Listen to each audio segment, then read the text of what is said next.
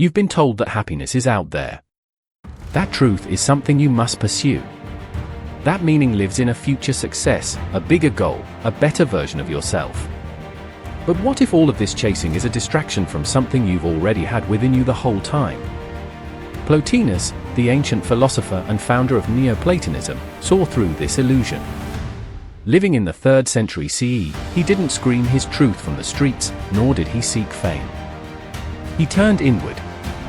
He taught that instead of reaching out to the world in endless desire, we should turn back toward our true nature, and in doing so, reunite with something deeper, eternal, and divine. He called it the One. Not a god in the sky. Not a force to be pleased. The One is beyond form, beyond thought, beyond all categories. And yet, it is the source of everything. Of the world, of your soul, of all beauty, truth, and love. Plotinus believed the soul's true purpose was not to conquer the world but to return to the One. But how? Let's walk his path. Not with urgency. Not with pressure. But with the quiet trust that what you're searching for isn't far, it's just been forgotten in the noise of the world. Plotinus didn't invent new gods. He didn't dismiss reality. But he did question the value we place on external things. He believed that the material world, while real, is not the highest reality. It's more like a shadow, a beautiful, moving reflection of something far deeper. Just like the surface of water reflects the sky, this world reflects the One. But we make a mistake when we cling to the reflection and forget what it's pointing toward. When you chase after status, possessions, approval, and external identity, you are mistaking shadows for the source. You're lost in multiplicity when your soul longs for unity. That's the heart of Neo-Platonism. The understanding that all things, though diverse and scattered in this world, come from one undivided origin. A source so pure, so full, so real, that it needs nothing.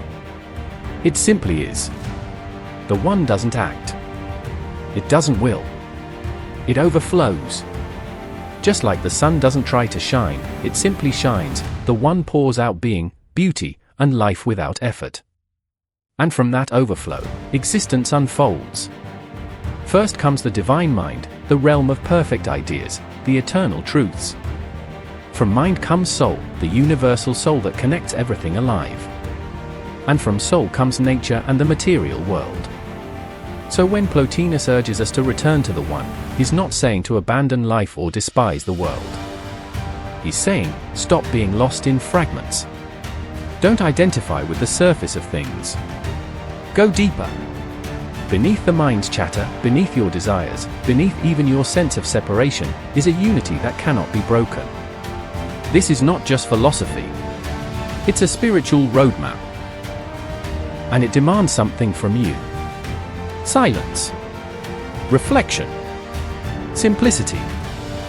Plotinus said that we don't need to travel far to reach the One, because the One has never left us. We've just clouded our awareness with noise. Just as a sculptor reveals a statue not by adding, but by subtracting what is not the figure, Plotinus said, withdraw into yourself and look. And if you do not find yourself beautiful yet, act as does the creator of a statue, cut away all that is excessive. He wasn't talking about physical beauty. He was talking about the soul. When your life feels chaotic, it's not always because of the world. It's because your soul is scattered, trying to be many things, instead of remembering it is one. You've forgotten that your deepest self is already connected to the One. You're not a separate fragment struggling in the dark, you are a ray of the divine trying to remember its source. This is where Neo-Platonism speaks louder than any modern productivity guru or self-help trick. It doesn't tell you to do more. It tells you to be still. To see through illusion. To trace your awareness back, layer by layer, until all that remains is the light. So how do we begin this return? First, withdraw. Not from life, but from distraction. Carve space in your mind. Sit in silence. Notice how your thoughts scatter you in every direction. Then observe the observer, the awareness behind the thinking. That still point, that's the door. Second, align with beauty. For Plotinus, beauty wasn't superficial. It was a clue, a window. When something truly beautiful touches you, a song, a sunset, a moment of love, that's your soul recognizing its source. The one is perfect harmony. And when you see harmony in the world, your soul remembers. Third, discipline the self. Plotinus was no escapist. He knew the path required effort. Not the effort of chasing more, but the effort of letting go. Of refining your character. Of removing what is not essential, so the essential can shine.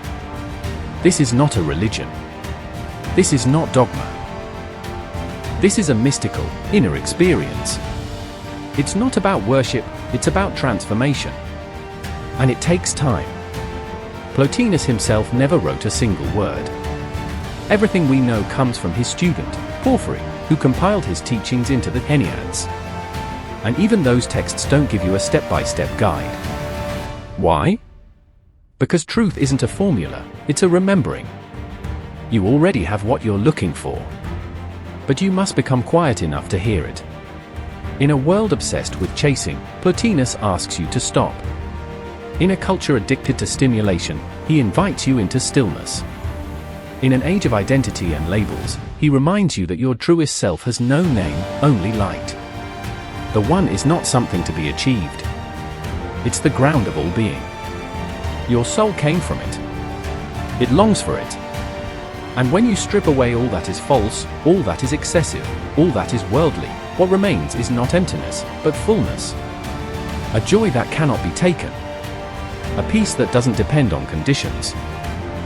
So next time you feel lost, don't reach outward. Don't run faster. Don't fill the silence. Sit with it. The silence is not empty. It's pregnant with the presence of the One. Plotinus taught that this return is not linear. It's not a straight road. It's more like waking up from a dream. Sometimes slowly. Sometimes in flashes.